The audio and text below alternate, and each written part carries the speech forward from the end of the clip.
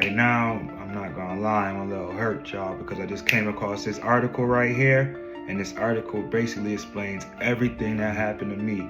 I was, fighting for my son in custody court, and I was putting in my own paperwork, submitting my own paperwork, asserting my legal rights, hitting them with all the laws, and they was under pressure.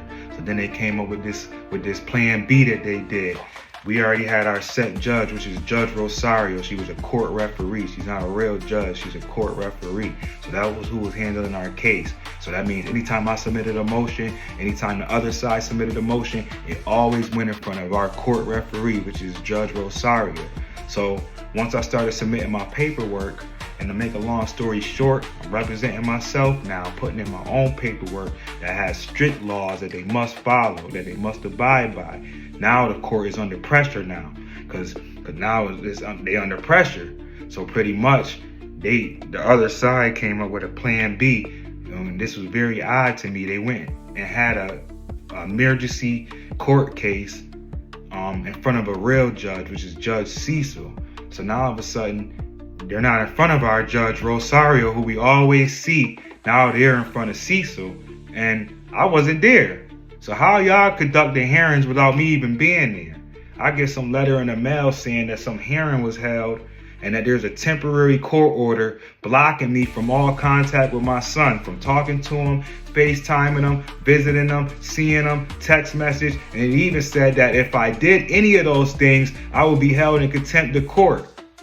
So this is some bullshit. Y'all basically alienating me out of my son's life.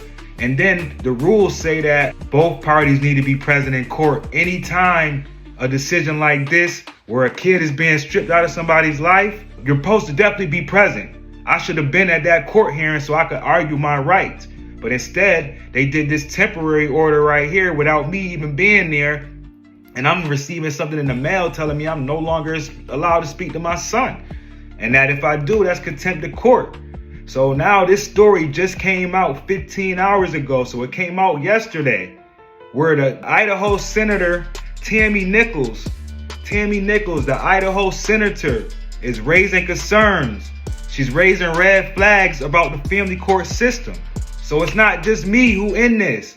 It's happening all around the world, to the point where she feels the need to make a special committee that's going to address this, a special task force that's going to address this issue, because what these mothers are doing is they're going to file this special emergency order, and the father's not present, and the judge is granting them everything they want. Then it's a temporary order, so you can't even appeal a temporary order because it's temporary. If it's a final order and you didn't like the decision, then you can appeal it. Being that it's a temporary order, and then they keep putting it on ice. They're not taking it off. The next thing you know, a year go by, then 2 years, and they hold it off until your trial.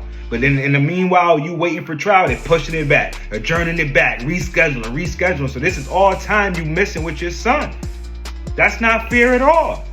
That's why I say that is rigged. Because how can you do something like that? That's not legal at all.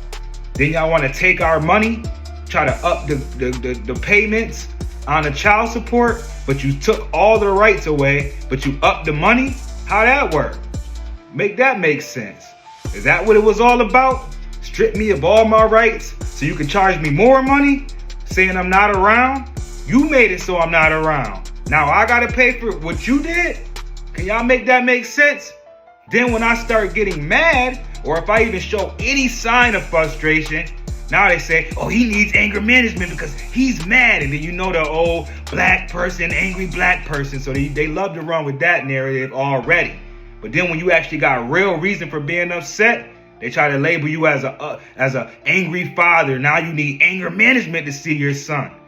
And it's a bullshit system, y'all.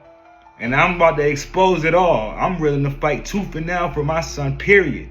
That's why I'm going hard. So, this shit got me heated, y'all. I'm not even gonna front, y'all.